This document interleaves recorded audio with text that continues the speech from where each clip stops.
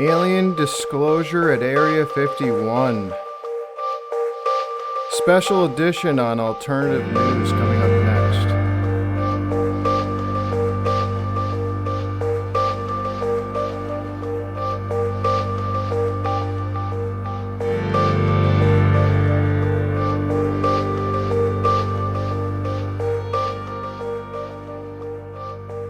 Hi everyone, thanks for joining me for this special edition of Alternative News. It is Friday, August 22nd, 2025. And I have a special edition here. We're going to talk about alien disclosure at Area 51. And let me show you on the screen. I'm going to screen share here.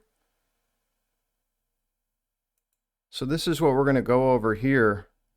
And I wish I could interview Dan Burrish. Dan, if you're out there, see my contact info at my YouTube homepage. But Dan Burrish is a highly skilled microscopist and microbiologist. And in the introduction, so basically this book by C. Ron Garner gets into the story of Dan Burrish. And in the introduction, Dan Burrish explains government secrecy and gives the Manhattan Project as a reference. Dan Burrish says that the Soviet intel penetrated the Manhattan Project, leading to an arms race with the Soviet Union. Dr. Burrish explains how what we think of as national security has been an abuse of power since the 9/11 World Trade Center controlled demolition. Let me see something here on the window capture. Sorry about that, everyone. I had to open Kindle in a different application because it wasn't in sync with my notes here. So let me go to trying to get myself back on track here.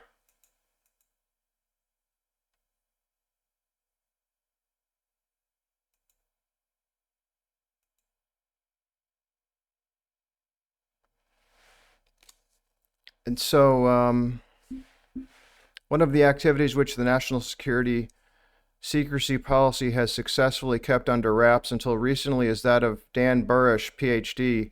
We would not even know of the existence of Dr. Burrish for perhaps many years, if ever, had not certain powers within our government decided for reasons of their own to make it happen. And I'm not sure why I wanted to read that to you.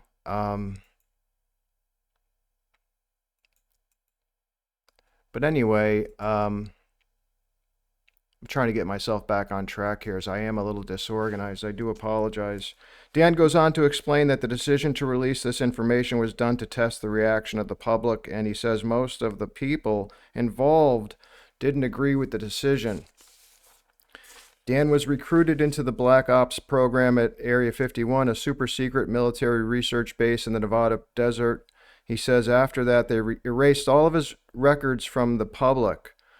Well, that's exactly what Bob Lazar said. And in my opinion, Bob Lazar is a modern day Tesla. I believe Bob Lazar, and I really like him. I was also extremely fond of the late John Lear as well. But Dan says in the book, they even let his family, his parents, they led them to believe that he was dead. Dan goes on to explain how they use state and religious institutions to influence and control what people think and believe. Dan Burrish was born as Danny Crane on February 2nd, 1964 in California. He grew up in a good family with two working parents. Unfortunately, his father became disabled during an industrial accident when Dan was a kid. After this, the family went to live with his grandparents. Dan was very close to his grandfather and had an interest in science and the space program as well as Mars. One day when he was 8, he says he and his grandfather were playing catch in a baseball park and he was abducted by a UFO. He says they did something to him that made him smarter after that. Now, in spiritual science, we learn that everybody is actually taken at certain ages by spiritual beings that perform certain tasks related to development. Well, I believe the age of 7 or 8 is one of these such times when this occurs, and they in spiritual science we refer to that as the time of the change of teeth, when a person begins, well, when a child begins to get their adult teeth. Dan feels they gave him certain skills and abilities they would require of him later in life at Area 51. He says at the time, when he was 10, he became the youngest person to ever be accepted into the Los Angeles Microscopial Society, which he says consisted of world-class scientists. Next, his family moved to Nevada, but they flew Dan to LA to attend the LAMS meetings. Around the time Dan graduated from UNLV, he was approached and recruited into a secret government program. I'm going to try to show you guys some more stuff from the book now. Just bear with me here as I try to bring you to page 16.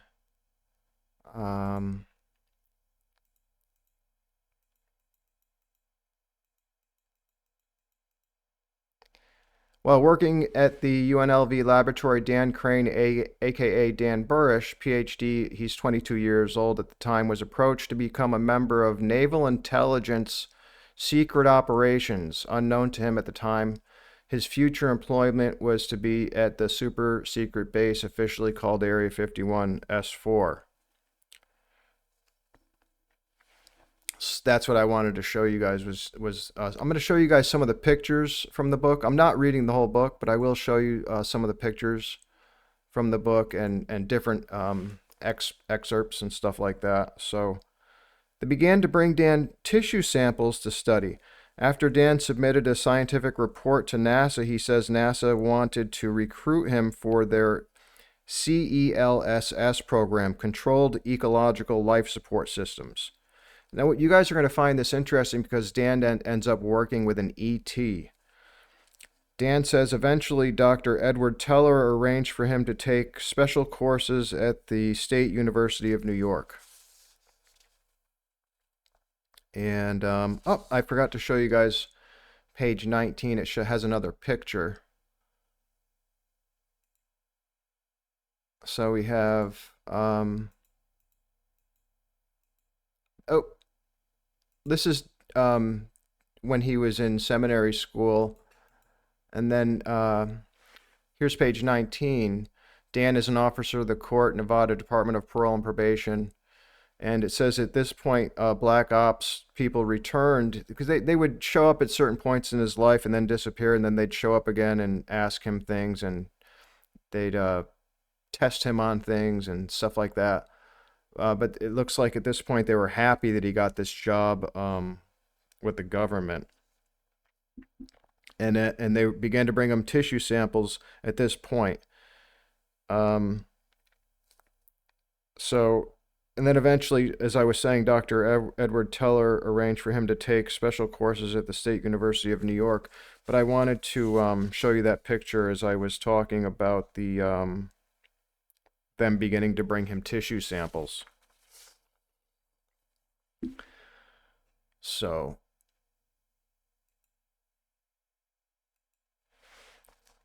now eventually Dan was assigned to a secret underground lab at S4 at Area 51 in Nevada, 5 levels underground. He was given a Q clearance and subjected to optical scans, voice ID, showering and shaving, decontamination, and they would even make him change his clothes before entering the lab. It was in this deep underground lab that Dan Burrish was assigned to work with an ET named J-Rod. Now, folks, everybody knows about J-Rod. Yeah, everyone's heard of this ET J-Rod that was at Area 51, but nobody talks about where the information came from, and nobody really has much to say about it. This book explains it all. All the information originally came from Dan Burrish. So Dan was assigned to perform tissue samples on the ET, among other things. During the course of this, Dan would be influenced by the ET that was able to communicate with him. The ET was sad and said it missed its family and wanted to go home to Zeta Reticuli. The ET made it clear it was not there voluntarily and was a prisoner being used for experiments, research, and nefarious purposes. Apparently, the ET had come to Earth voluntarily but was taken captive. The ET also identified himself as a human from the future, a time traveler. I'm going to show you guys the book again.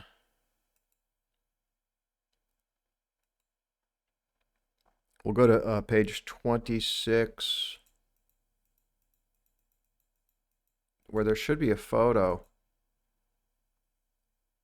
Before he even knew what the creature was that he was being sent to study, he had to don a totally encapsulated suit known as a TES. This was, in effect, a NASA-type space suit, which was designed to isolate him from any outside air except through a long umbilical system for oxygen and air conditioning. Its purpose was to protect him from possible alien microbes which might be within the closed system of the special lab he was being prepared to enter. His assignment was to step through a set of pressure doors into a large spherical chamber called the hyperbaric clean sphere, in which a certain mix of gases were maintained at set temperature and pressure, where he was to take living tissue samples from the specimen that awaited him in the room. As he was being helped into the suite, he found himself thinking how unnecessary all the preparation was in view of the fact that there was just some animal, probably a species of monkey, in the clean sphere. So this is what Dan was expecting as he went in there. They didn't tell him he was going to be going in there to take samples from an ET. As he was thinking what a nuisance it was, another voice began to talk to him. And I'm going to go to 33, page 33.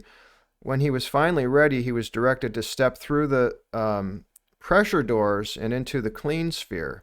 He tells us the large spherical room was about 120 feet in diameter, and that the air on the other side of the inner pressure door was maintained for this procedure in a mix of nitrogen and oxygen with about 5% hydrogen. This, he was to learn, was an effort to replicate the atmosphere that the ET was most familiar with or comfortable with. It was intended to replicate his home world. At first, when Dan entered the room, he was concerned with keeping his hoses clear and with following the instructions that he had been given. Then suddenly, in the most shocking moment of his life, Dan realized that it was no monkey. In fact, it was nothing he had ever seen before, and it terrified him.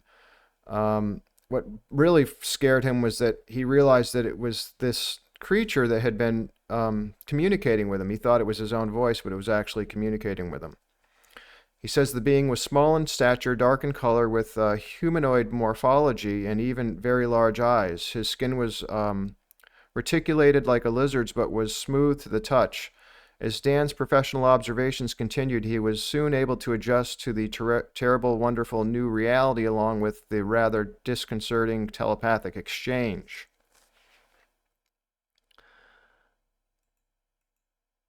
Among many personal things about the J-Rod, Dan learned that the tissue sampling procedure was very painful for the J-Rod. He did not enjoy it. And the J-Rod had the ability to allow Dan to feel what he was feeling from the needle. This served to instill in Dan a growing sympathy and lasting respect for the ET.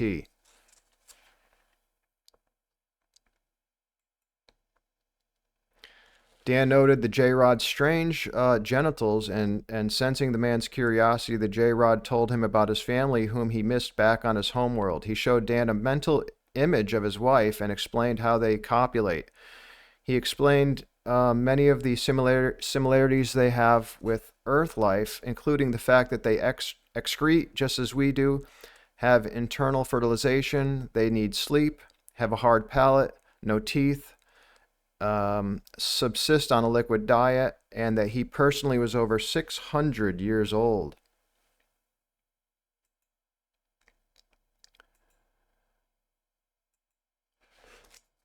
So let me go back to the book, folks.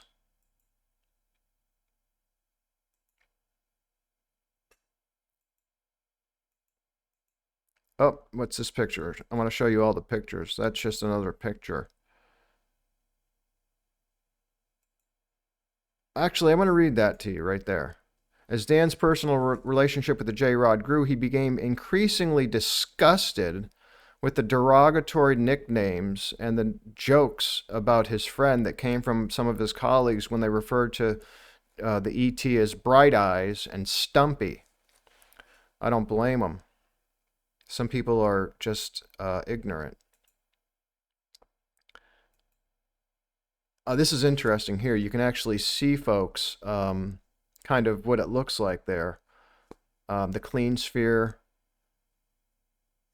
and stuff like that. And I wanted to show you page 36. That's 36. Here's page 37, I believe. He learned that the J-Rods are beings that were human, that are humans from the future. Let me read that word for word. He learned that the J-Rods are the beings that humans will evolve into over the next 52,000 years, and that they represent only 1/2 of what eventually befalls the human race. The J-Rod told Dan that in our very near future, soon after 2012, an event with catastrophic effects upon the human genome will happen, with the eventual result that humans split into two separate but related species of being. Now this, folks, is again in keeping with spiritual science. Spiritual science teaches that as we move into the future, we're going to split into two different groups. Humans are going to split into two different groups. One of them is basically going to be a good group, and the other one's going to be a very, very bad group. And then you know, saying that they're human, that also is in keeping with spiritual science, which explains the evolution of the human into the angel and stuff like that.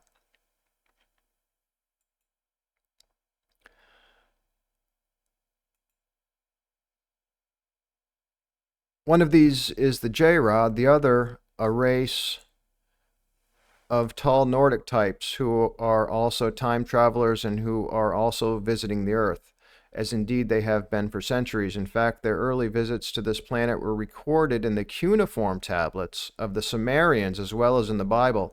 They are, in fact, the gods of Sumeria who created Homo sapien, and they have been periodically adjusting our genetic coding ever since. So what Dan is claiming here is he's claiming that these beings are Elohim. Now that, I think he may be, I'm not sure about that. It's interesting that he's saying that, but I don't know if I can co-sign that. I don't doubt what Dan's saying. I believe his story, but he may be mixing up some of the beings in the hierarchies, and we've gone over the beings in the hierarchies recently on my channel.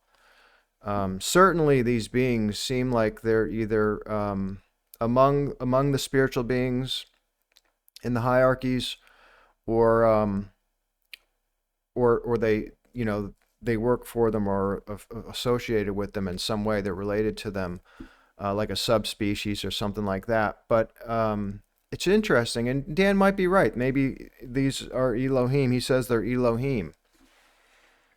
So next we're going to, because I'm going to wrap this up. We're going to do this in two parts, folks. I'm not doing this all today. This is part one. We're going to continue part two next week. But in 2003, the secret government Majestic 12 allowed the J-Rod to return to his home world through a stargate positioned over the Giza Plateau in Egypt. Dan Burrish witnessed the event. And we're going to cover this next week, actually. So I'm getting ready to wrap it up for part 1, but before we do, we're going to go over Addendum 1 and Addendum 2. So Addendum 1, Area 51, Dreamland, Groom Lake is, and this Addendum 1 talks all about Area 51. You're going to find this interesting. Paradise Ranch, Watertown Strip, named after the hometown of Allen Dulles. The box all refer to the top secret research installation located 100 miles north of Las Vegas, built under the direction of the CIA in the 1950s. This popular intelligence, as advanced by the movie Independence Day, holds that alien corpses and technology from Roswell were taken and housed at Area 51. According to Dan Burrish, PhD, that is not the case. Actually, the ET that he was familiar with was from a controlled landing of a disc at Kingman, Arizona in 1953. However, they were not stored at Area 51 proper, but rather at Area S4, just 10 miles south of Area 51. Since 1953, a satellite government outside of the control of Washington, D.C., has maintained the secret program. This group is identified by Dan as the fabled Majestic 12 Committee. He also goes on to state that the EBE, the extraterrestrial biological entity, that was codenamed J-Rod, was from the Zeta Reticuli star system, who incidentally are not slimy and reptilian, but answer to the classic description of the typical gray alien. Hairless and roughly 3.5 feet tall with large, dark, wraparound eyes, the J-Rod became Dan's friend.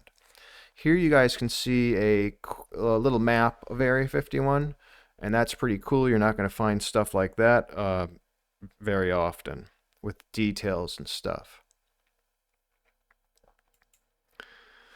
The levels at Area 51S4, level 1 is where the 9 UFOs are stored, called Galileo Bay. Well, folks, that's exactly what Bob Lazar said. Level 2 was known as Alice's floor. This contained a laboratory for weapons research and the looking glass device, which can predict future events. Well, folks, the looking glass device is exactly what Carrie Cassidy of Project Camelot did a whole bunch of interviews and a whole bunch of research into. Level 3 contained residential living quarters for members of Majestic 12, decontamination wash stations, storage facilities, boardrooms, and a biological laboratory. Level 4 was known as the Aquarius level. It contained 5 decontainment areas with multiple laboratories, which included an elevator with access to level 5 only. Level 5 housed the Clean Sphere, which is where Dr. Burrish treated the extraterrestrial codenamed J-Rod for a neuropathy disease in 1994 and 95. 300 tissue samples were taken and genetically altered and reinserted into the J-Rod for possible healing results. Here's another look at S4. And you can see that now that's just one level of S4, I believe. And then you can see the blow-off vents that come up through the ground and up to the surface.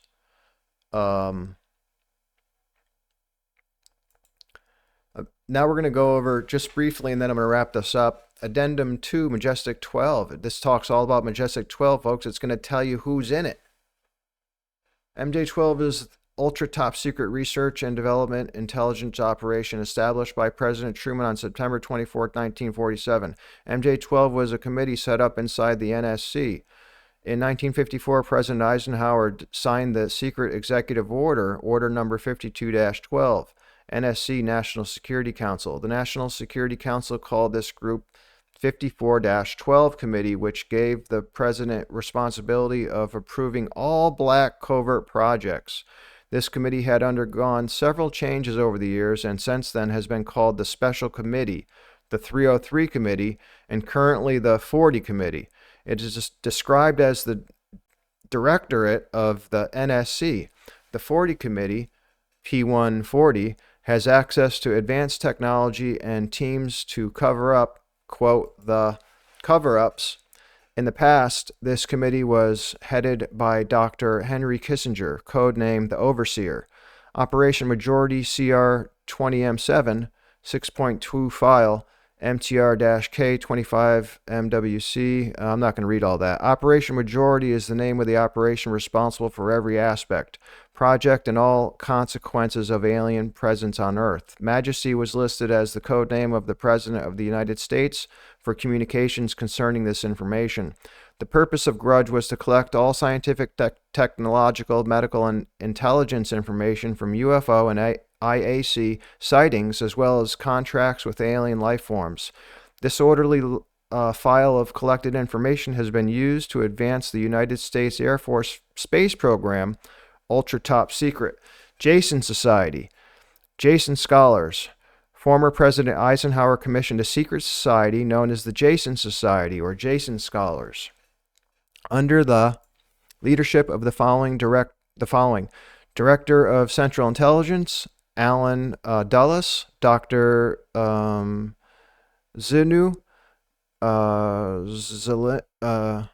Brzezinski, President of the Trilateral Commission from 1973 to 1976, and Dr. Henry Kissinger, leader of the scientific effort to sift through all the facts, evidence, technology, lies, and deceptions and find the truth of the alien question.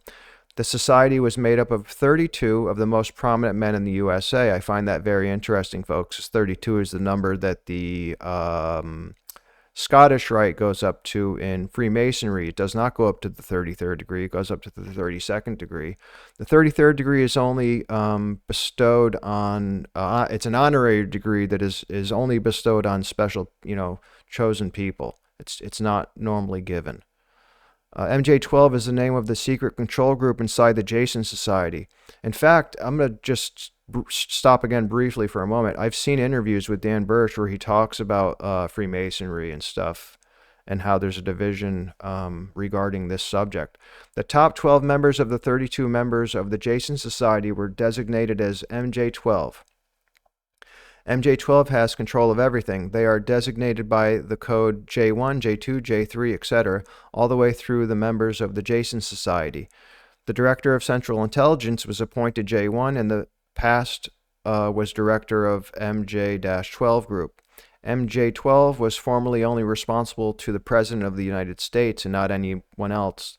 But that no longer is the case. He says not anymore right there in parentheses. The actual cost of funding the alien-connected projects is higher than anything you could imagine. Yeah, we know about that because we know... I'm just going to stop again briefly, folks. Prior to 9/11, a whole bunch of money was missing. The Pentagon announced that, $1 trillion or something crazy was missing from that they couldn't account for. And it disappeared into all these black projects. Well, they were going to do a, whatever they call it, when you check the funds and all that. I forget the name of it. But they were going to do an audit. They were going to do an audit and figure out what happened to all that money. And all those records and stuff were kept at Building 7, World Trade Center. That's the reason why Building 7 that wasn't even hit still collapsed, because it was controlled demolition. So the black budget, and so they destroyed those buildings for a number of reasons, including one reason, which was to destroy the records related to the audit, related to all the missing money from the Pentagon. So the black budget program was done to hide the funding and thus keep the secret from Congress and the people of the United States. And so, folks, this is explaining where all that money disappeared to and why 9/11, part of the reason why 9/11 happened. In a January 29th article titled "The War on Waste," CBS News quoted Secretary of Defense Donald Rumsfeld as saying, "According to some estimates, we cannot track $2.3 trillion in transactions. Folks, that's what I was just talking about, and he's getting into it right here. A secret meeting place was constructed for the MJ12 group in Maryland and is only accessible by air. It contains full living, recreational, other facilities for MJ12 group and the Jason Society. It's codenamed the Country Club. The land for the Country Club was donated by the Rockefeller family. Only those with ultra top secret MAR clearances are allowed to go there. Think of past movies featuring Star Chamber episodes. MAJI, Majority Agency for Joint Intelligence. All information, disinformation, and intelligence is gathered and evaluated by this agency. This agency is responsible for all disinformation and operates in conjunction with the CIA, NSA, DIA, and the Office of Naval Intelligence. This is a very powerful organization, and all alien projects are under its control. MAR, an acronym for the Committee of the Majority, is responsible only to MJ12. MAGIC, MAJIC, which is the security classification and clearance for all alien-connected material, projects, and information. MJ12 was originally organized by General George C. Marshall in July 1947 to study the Roswell Magdalena UFO crash, recovery, and debris. Admiral Hillenkotter, director of the CIA from May 1st, 1947 until September 1950, decided to activate the Robertson Panel, which was designed to monitor civilian UFO study groups that were appearing all over the country. He also joined NICAP in 1956 and was chosen as a member of its board of directors. It was from this position that he was able to act as the MJ12 mole, along with his team of other covert experts. They were able to steer NICAP in any direction they wanted to, with the Flying Saucer program under complete control of MJ12 and with the physical evidence hidden away. General Marshall felt more at ease with this very bizarre situation. These men and their successors have most successfully kept most of the public fooled up until the present, including much of the Western world, by setting up false experts and throwing their influence behind them to make their plan work, with considerable success until now.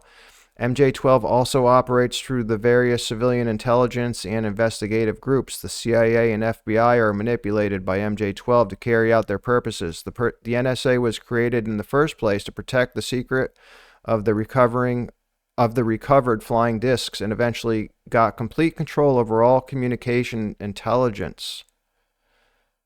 And I know that that Eisenhower kind of took control of everything, and then I thought it was the CIA that infiltrated and got MJ12 back in control, but it sounds like they're saying the NSA here.